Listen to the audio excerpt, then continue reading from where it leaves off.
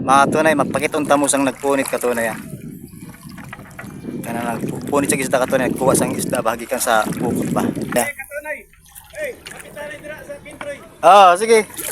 Labangan talent sila kung love by GR oh. My friend, by GR my friend oh. Kaya tikling ka tunay pero maura ni. Oh, pilara. Round tamo ka tunay. Kasi siya nagmaskara ning iban. Amo na mga uniform diri. Amo na mga uniform diri oh.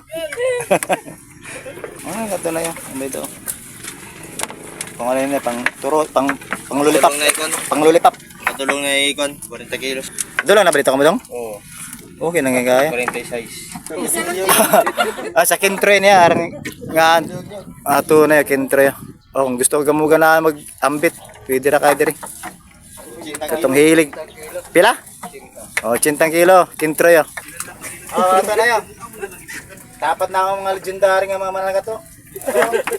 Mga tunay, tag 80 kilo, pwede na kaya mag-ulit ka mo. Ang kuwan, mag-ambit oh. Hindi basta-basta oh. Oo. Kristo kayo. Diba? Cinta ko. Kung sa mga rin, mga katunay ko na, dila na pagpakita sila na. Kay malong nila na.